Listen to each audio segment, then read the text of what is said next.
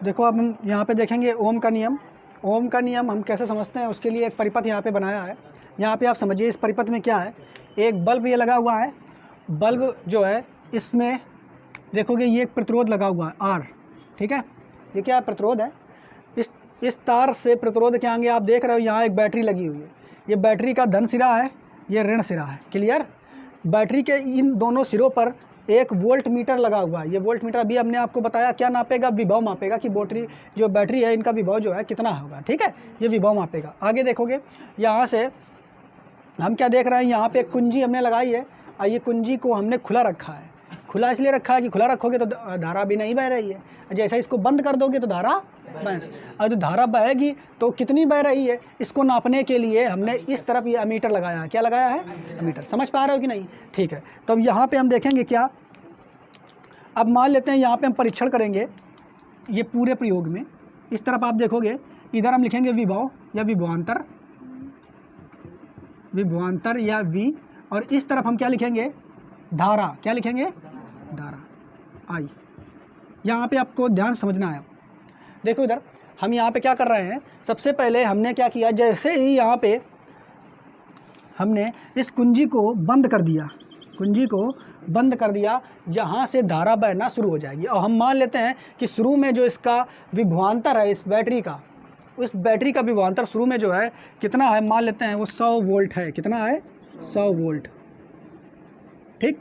कितना है, 100 वोल्ट। जैसे हमने जोड़ा और 100 वोल्ट विभवांतर है इस बैटरी का, और जैसे ही हमने कुंजी दाबी चालू की तो धारा बहना शुरू हो जाएगी। परिपथ चालू और जो धारा है ऐसे बहना शुरू हो जाएगी। ऐसे हो करके ये बल्ब जल जाएगा और चमकते हुए धारा कितनी बह रही है तो ये अमीटर बताएगा कि धारा कितनी बह रही है। तो जब यहाँ पे धारा बह रही तो मान लेते हैं कि इसमें जो धारा बह रही है वो बह रही है कितनी,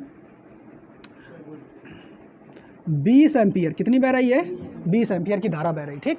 समझ पा रहे हो कि नहीं, यानी हमने 100 वोल्ट की बैटरी लगाई है तो धारा कितनी है, 20 एम्पियर। फिर हमने क्या किया, ध्यान समझना आप लोग, जैसे ही हमने 100 वोल्ट की बैटरी लगाई तो धारा 20 एम्पियर। हमने क्या किया, इस बैटरी को फिर हटाया और इसकी जगह, या ऐसा मान लो कि इसको वोल्ट को हमें बढ़ाना है। क्या बढ़ाना है, इसको वोल्ट को बढ़ाना है। अब हम इसकी जगह दूसरी बैटरी लगाएंगे जो कि होगी 200 वोल्ट की। कितनी वोल्ट की होगी, 200 वोल्ट की। और 200 वोल्ट की जब बैटरी तुम यहाँ पे लगाओगे तब क्या देखोगे कि धारा का जो मान है वो बढ़ जाएगा। तुमने चूंकि विभव बढ़ाया ना, पहले 100 वोल्ट विभव था तब धारा कितनी बह रही थी, 20 एम्पियर। और जैसे ही 200 वोल्ट की यहाँ पे विभव बढ़ा दिया तो वैसे ही धारा जो हो जाएगी उसी के अनुपात में होगा, 40 एम्पियर धारा बहेगी। और तुमने बैटरी और बढ़ा दी, यानी विभव और बढ़ा दिया। विभव जैसे बढ़ाया कर दिया तुमने 600 वोल्ट। कितना कर दिया, 600 वोल्ट। तो विभव अगर 600 वोल्ट तो धारा हो जाएगी 60 एम्पियर। तो आप देख क्या रहे हो, जैसे जैसे आप विभव बढ़ा रहे हो वैसे वैसे इस परिपथ में जो बहने वाली धारा है उसका मान भी बढ़ता जा रहा है। नहीं समझ पाए, जैसे जैसे तुम क्या करते जा रहे हो बच्चों, जैसे जैसे तुम विभव का मान बढ़ाते जा रहे हो वैसे वैसे धारा का मान बढ़ता जा रहा है। इसका मतलब ये हुआ कि जो विभव है, ठीक है, V प्रोपोर्शनल I होगा। नहीं समझ पाए, V प्रोपोर्शनल का मतलब क्या है, जो विभव है वो जो धारा है वो विभव के हिसाब से चलेगी। जो धारा है वो विभव के हिसाब से। प्रोपोर्शनल का मतलब हमने कई बार आपको बताया है, समानुपाती। V प्रोपोर्शनल I का मतलब होता है जैसे जैसे विभव चलेगा वैसे वैसे धारा चलेगी, ठीक है। नहीं समझ पा रहे हो, जो काम विभव करेगा वो काम धारा। तो यहाँ पे परिपथ में आप क्या देख रहे हो, विभव का मान हम बढ़ा रहे हैं, विभव का मान हम बढ़ा रहे हैं, जैसे जैसे विभव का मान बढ़ा रहे हैं धारा का मान भी बढ़ता जा रहा है। क्लियर, समझ पा रहे हो कि नहीं। लेकिन तुमने यहाँ पे किया क्या, ध्यान से समझना। यहाँ पे तुमने क्या किया कि जो ये तार है, ये तार जो परिपथ है आपका, ये तार जो चालक तार है, इस तार का तुमने टेम्परेचर क्या किया, बढ़ाना शुरू कर दिया। क्या कर दिया भाई, तुम यहाँ पे विभव भी बढ़ाते जा रहे हो और टेम्परेचर भी बढ़ाते जा रहे हो। नहीं समझ रहे हो, क्या कर रहे हो। पहले जो ये प्रयोग कर रहे थे ये नियत टेम्परेचर पर कर रहे थे। नियत का मतलब समझ रहे हो, कमरे के तापमान पर। कमरे का तापमान लगभग फिक्स होता है, मान लेते हैं लगभग 25 डिग्री सेंटीग्रेड पर। किस पे कर रहे थे, 25 डिग्री सेंटीग्रेड पर। लेकिन फिर तुमने क्या किया, यहाँ पे जो तुम विभव का मान बढ़ाते जा रहे हो तो जैसे जैसे विभव का मान बढ़ाते जाओगे वैसे वैसे धारा का मान बढ़ता जा रहा था। लेकिन जो ओम नाम के वैज्ञानिक थे तो ये काम कर रहे थे नियत टेम्परेचर पर। नियत टेम्परेचर का मतलब फिक्स तापमान पर, कमरे के तापमान पर। फिर इन्होंने क्या दिखाया, अच्छा ये तो बड़ी बढ़िया बात है कि जैसे जैसे विभव बढ़ाते जा रहा है वैसे वैसे धारा बढ़ रही। मतलब विभव का मान जितना ज़्यादा बढ़ाएंगे धारा का मान उतना बढ़ेगा, जब विभव का मान जितना कम करेंगे धारा का मान उतना कम हो जाएगा। लेकिन फिर क्या ओम ने सोचा कि चलो थोड़ा दिमाग लगाते जाएं, और उन्होंने फिर क्या किया, एक दिमाग लगाया और क्या किया उन्होंने कि ये जो तार है, इस तार के टेम्परेचर को उन्होंने बढ़ाना शुरू कर दिया। क्या कर दिया? तार के टेम्परेचर को बढ़ाना शुरू किया। तो जैसे इन्होंने तार का टेम्परेचर बढ़ाना शुरू किया, 25, 26, 27, 28 से बढ़ाते गए, तब क्या हुआ कि जो इनका ये नियम निकल के आ रहा था V प्रोपोर्शनल I, ये फेल हो गया। नहीं समझ पा रहे हो? टेम्परेचर जैसे बढ़ाना शुरू किया, वैसे ही तुम जैसे जैसे विभव का मान बढ़ा रहे थे, वे धारा मान वैसे बढ़ रहा था, वो फेल हो गया। मतलब तापमान बढ़ाने पर जो V प्रोपोर्शनल I आ रहा है वो नहीं आता है। अब तुम कहोगे ये कैसे? तो ये ऐसे होता है बच्चों, इसको समझ लो, फिर हम इसको आगे आपको बताते हैं। जैसे ये तार है, ये तार है, समझ रहे हो ना, ये तार हमने बना दिया। अब देखो होता क्या है, तार में आप यहाँ से देख रहे हो, ये तार के अंदर बहुत सारे परमाणु होंगे कि नहीं, पहले बताओ। होते हैं ना परमाणु, और इन्हीं परमाणुओं से कौन निकलता है? इलेक्ट्रॉन। कौन निकलते हैं? उन्हीं इलेक्ट्रॉनों को हम कहते हैं मुक्त इलेक्ट्रॉन। क्या कहते हैं? मुक्त इलेक्ट्रॉन। तो ये मुक्त इलेक्ट्रॉन ये मौजूद है सब, देखो ध्यान समझना, ये मौजूद है, ठीक है। अब यही मुक्त इलेक्ट्रॉन जब चलते हैं तभी धारा बहती है। और ये चलेंगे कब? ये चलेंगे कब? ध्यान समझना, ये चलेंगे कब? ये तार देखो, ये तार है, ये चलेंगे कब? जब इनको तुम एक बैटरी से जोड़ दोगे तभी तो चलेंगे। अब बैटरी का जो विभव जितना ज़्यादा होगा ये उतनी तेज चलेंगे। नहीं समझ पा रहे हो? हमने क्या बताया, बैटरी का विभव जितना ज़्यादा होगा, यानी पहले विभव था 100 वोल्ट, तो ये 100 वोल्ट का जब था तो ये उतनी तेज चल रहे थे, और जितनी तेज ही चलेंगे धारा का मान उतना ज़्यादा बढ़ेगा। लेकिन फिर तुमने बैटरी का विभव कर दिया 200 वोल्ट। कैसा कर दिया? 200 वोल्ट। 200 वोल्ट जैसे किया तो अब यही इलेक्ट्रॉन जैसे 200 वोल्ट हो गया तो और तेज चलेंगे। क्यों? क्योंकि यहाँ पे प्लस का मान और ज़्यादा हो गया। नहीं समझ पा रहे हो? 200 वोल्ट विभवांतर हो गया, मतलब ये हुआ कि बैटरी का विभवांतर अगर बढ़ गया तो यहाँ प्लस का मान और बढ़ गया, और जब प्लस का मान और बढ़ गया तो इलेक्ट्रॉन और तेज दौड़ेंगे, और जब इलेक्ट्रॉन और तेज दौड़ेंगे तो धारा और बढ़ेगी। फिर तुमने यहाँ पे और क्या कर दिया, 600 वोल्ट वाली बैटरी लगा दी। तो अब जब जैसे ही 600 वोल्ट वाली बैटरी लगाई, विभव तुमने बढ़ा दिया 600 वोल्ट, तो यहाँ धनावेश और बढ़ गया, और जब धनावेश और बढ़ गया तो यही इलेक्ट्रॉन और तेज दौड़ेंगे। समझ पा रहे हो कि नहीं? तो जब और तेज इलेक्ट्रॉन दौड़ेंगे तो धारा का मान भी और बढ़ेगा। लेकिन यहाँ तक तो ठीक था, ये सब फिक्स टेम्परेचर पे हो रहा था। लेकिन हुआ क्या, इन्होंने ओम ने इस तार के तापमान को बढ़ाना शुरू कर दिया। अब देखो यहाँ से पिक्चर होगी ख़त्म। क्या जैसे ही तापमान बढ़ाना शुरू किया तो होगा क्या, शुरू में जो ये देख रहे हो ना बच्चों, ये दिखाई दे रहा है, ये कौन है? ये सब हैं, ये सब परमाणु हैं। कौन है? परमाणु। इन्हीं से निकल करके तो इलेक्ट्रॉन आए हैं, इन्हीं से तो निकले हैं। तो शुरू में जब तापमान फिक्स था तो जो ये परमाणु होते हैं ये अपनी जगह पे धीरे धीरे हिलते रहते हैं, धीरे धीरे हिल रहे हैं, कोई दिक्कत नहीं है, धीरे धीरे हिल रहे थे तो ये सब आसानी से निकल जा रहे थे। लेकिन जैसे ही तापमान बढ़ाया, तार का तापमान जैसे ही बढ़ाया, तो यही जो परमाणु हैं ये क्या करेंगे, अब धीरे धीरे नहीं हिलेंगे, बहुत तेज़ी से हिलेंगे। और जब ये तेज़ी से हिलेंगे, देखो समझना, ऐसे ही से हिलेंगे, और जब ये तेज़ी हिलना शुरू करेंगे तो इलेक्ट्रॉनों के निकलने की जो रास्ता होगी वो बंद हो जाएगी। होगी कि नहीं? नहीं समझ पाए? जैसे ही तुमने टेम्परेचर बढ़ाया तो यही इलेक्ट्रॉन जो ये परमाणु हैं ये तेज़ी से हिलने लगे, और जब तेज़ी से हिलने लगे तो जो ये इलेक्ट्रॉन आ रहा था बड़ी तेज़ी से, ये टकरा जाएगा, और टकरा गए तो बाधा उत्पन्न कर रहा है कि नहीं? तो यही भैया बाधा उत्पन्न कर देता टेम्परेचर बढ़ाने पर। और टेम्परेचर बढ़ाने पर जब बाधा बढ़ गई, इलेक्ट्रॉन आगे नहीं जा पाएगा, तो धारा का मान क्या बढ़ेगा? क्या नहीं बढ़ेगा।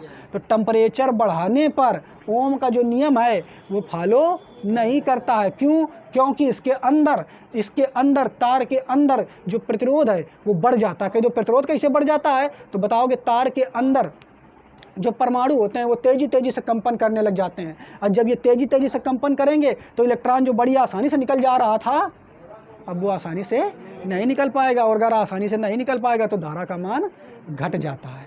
इतनी बात समझ पाए कि नहीं? तो ये जो तुम्हारा ओम का नियम है यानी V प्रोपोर्शनल I, ये केवल और केवल नियत तापमान पे लागू होता है। नियत तापमान का मतलब समझ रहे हो ना, 25 डिग्री लगभग सेंटीग्रेड पर ये लागू होता है। क्लियर? और तापमान बदलोगे तो ओम का नियम लागू नहीं होगा। तापमान घटा दोगे तब भी, अगर घटाते चले जाओगे तब भी तुम्हारा ये नियम लागू नहीं होगा। या तुम बढ़ाओगे या घटाओगे, परिवर्तन नहीं करना चाहिए। तापमान को बिल्कुल फिक्स रखना है। ठीक है? क्लियर? समझ पाए? अच्छा, अब यहाँ पे बस इतना समझा दिया आपको। अब बस इसको हम थोड़ा और कर लेते हैं। तो और एक बात आप जानते हो, यहाँ पे इसको मिटा दें। एक बात आप लोग जानते हो कि V प्रोपोर्शनल I है, तो जब प्रोपोर्शनल चिन्ह हटता है तो आप जानते हो क्या आता है? नियतांक आता है। तो ये हो जाएगा V बराबर, प्रोपोर्शनल हटेगा बराबर आएगा, और आई तो पहले था, और एक नियतांक आएगा उसे कहते हैं आर। क्या कहते हैं? आर। और जो ये आर आया है इसी को कहते हैं प्रतिरोध। क्या है ये बच्चों? ये प्रतिरोध है। ठीक है, ये क्या है बच्चों? प्रतिरोध यानी बाधा। समझ पा रहे हो कि नहीं? और यहाँ से तुम आर बराबर अगर निकालोगे तो आर बराबर क्या आ जाएगा? V upon I. और ये V अपॉन आई यही तो हमने लिखाया है कि विभवांतर और धारा के अनुपात जो होता है ये एक नियतांक के बराबर होता है, यही ओम का नियम कहलाता है। तो V अपॉन आई जो है ये ओम का नियम है। देखो यही लिखा हुआ है, किसी चालक के सिरों का विद्युत विभवांतर V तथा विद्युत धारा I का अनुपात एक नियतांक होता है। का अनुपात का मतलब होता है बटा, एक नियतांक होता है। ठीक है, इसी को हम ओम का नियम कहते हैं। जबकि चालक का तापमान नियत रहना चाहिए, जो चालक है इसका तापमान कैसा रहना चाहिए? नियत रहना चाहिए। उम्मीद है आपको ये समझ में आया होगा। अब यहाँ से हम एक चीज़ और देख लेते हैं बच्चों। आर जो है प्रतिरोध आया है, प्रतिरोध का जो मात्रक होता है वो क्या होता है? तो अगर मात्रक निकालेंगे तो V का मात्रक होता है वोल्ट। क्या होता है? I का मात्रक होता है एम्पियर। तो आपसे पूछेगा कि बताइए प्रतिरोध का मात्रक क्या होता है? तो होता है वोल्ट बटे एम्पियर। और इसी वोल्ट बटे एम्पियर को, चूंकि ये बाइक बनाया किसने था? ओम ने, तो इसी वोल्ट बटे एम्पियर को ओम कहा जाता है। क्या जाता है? ओम कहा जाता है। क्या कहा जाता है बच्चों? ओम। तो प्रतिरोध का मात्रक क्या होता है? ओम। ओम बराबर क्या होता है? वोल्ट बटे एम्पियर। ओम का प्रतीक होता है इस तरीके का, ये चिन्ह बना होता है ये ओम का, इसे कहते हैं ओमेगा। ठीक है, समझ पा रहे हो कि नहीं? तो ये प्रतीक होता है ओम का। ठीक, तो कोई प्रतिरोध कितने ओम का है इसके लिए आपको ये चिन्ह बनाना है, नोट कर लो। देखो बच्चों, आज हम देखेंगे प्रतिरोध क्या होता है। ठीक है, कल हमने आपको ओम का नियम समझा दिया था। ओम का नियम क्या होता है? किसी जो तार होता है उस तार में अगर हम एक बैटरी जोड़ दें तो उस बैटरी के सिरों पर यानी उस तार के सिरों पर कुछ विभव आ जाएगा। अब जैसे जैसे हम विभव का मान बढ़ाते जाएंगे वैसे वैसे उस तार में जो धारा है उसका मान भी बढ़ता जाएगा। तो जैसे जैसे विभव बढ़ाएंगे वैसे वैसे धारा बढ़ती जाएगी। अर्थात विभव और धारा का जो अनुपात होगा वो हमेशा फिक्स रहता है। इसी बात को हम क्या कहते हैं? ओम का नियम। और जो ये नियतांक आता है वो क्या होता है? आर, और आर ही होता है प्रतिरोध। ठीक, जबकि ओम का नियम जो होता है ये नियत टेम्परेचर पर होता है। कैसा होता है? नियत टेम्परेचर, फिक्स टेम्परेचर लगभग 25 डिग्री सेंटीग्रेड पर होता है। अब हम प्रतिरोध जानते हैं, इसको समझो ध्यान से।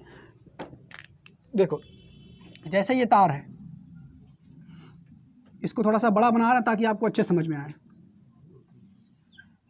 ठीक है, ये मान लिया हमने एक तार है। ठीक बच्चों, देखो इधर ये एक तार है।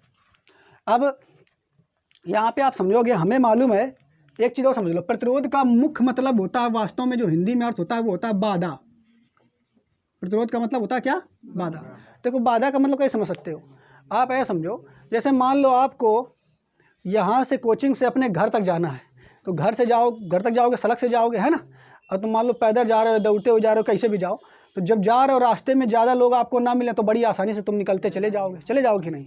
लेकिन अगर वही रास्ते में भीड़ या मेला आ जाए, हैं, तो क्या रास्ते में इतने सारे जैसे लोग आ गए, तो मान लो ये एक लड़का है और ये सड़क है और लड़का जो है ये यहाँ से, ठीक है, अब इधर जा रहा अपने घर।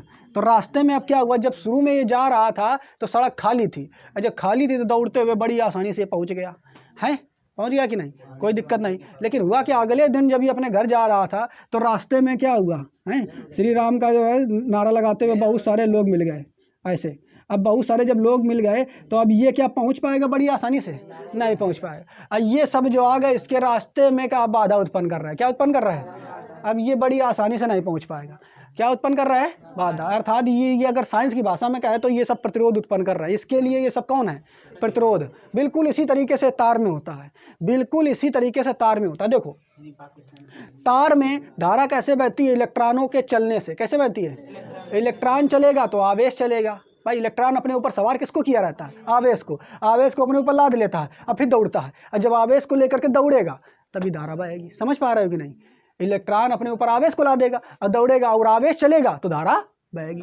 अगर ऋण आवेश जिधर चलता है धारा उसके विपरीत और बहती है। तो देखो ये तार है बड़ा मोटा सा है। अब देखो यहाँ पे हमें मालूम है ये तार जो है छोटे छोटे परमाणुओं से मिलकर के बना होता है। भाई ये बात तो जानते ही हो ना, कोई भी चीज़ है छोटे छोटे कणों से मिलकर के बना होता है, उन कणों को हम परमाणु कहते हैं। क्या कहते हैं? परमाणु कहते हैं। लेकिन ये चालक तार है, तो चालक तार में ये परमाणु तो है, परमाणु के साथ ही साथ इससे कुछ इसके जो परमाणु हैं, परमाणु के कुछ जो लड़के बच्चे होते हैं, कौन होते हैं? इलेक्ट्रॉन। वो फालतू में निकल करके बाहर में आ जाते हैं। कहाँ जाते हैं? इनकी पकड़ से बाहर आ जाते हैं। इन्हीं इलेक्ट्रॉनों को हम कहते हैं मुक्त इलेक्ट्रॉन। क्या कहते हैं? मुक्त इलेक्ट्रॉन। और जैसे हमने इसमें तार को जोड़ा तो ये सारे मुक्त इलेक्ट्रॉन क्या करते हैं? भागते हैं। क्या करते हैं? भागते, दौड़ लगाएंगे तुरंत। समझ पा रहे हो कि नहीं? अब देखो यहाँ समझना ध्यान से, ये सारे इलेक्ट्रॉन अगर हमने इसको तार से जोड़ा, यहाँ प्लस कर दिया, यहाँ माइनस कर दिया, तो सारे इलेक्ट्रॉन इधर को दौड़ना शुरू करेंगे। अब यहाँ पे ध्यान से समझना बच्चों, अब ये जरूरी थोड़ा है कि सारे इलेक्ट्रॉन जब दौड़ेंगे तो रास्ता बिल्कुल खाली ही मिलेगी। जरूरी है क्या? हो सकता है ये जो इलेक्ट्रॉन दौड़ रहा है ये वाला, तो दौड़ते दौड़ते कहाँ इससे टकरा जाए। तो ये समझ पा रहे हो कि जब ये दौड़ेंगे शुरू में, तो शुरू में जब ये जैसे दौड़ेंगे तो जरूरी थोड़ा है कि सब बिल्कुल फ्रेश मूड में निकल जाए, मतलब बिल्कुल रास्ता खाली मिल जाए।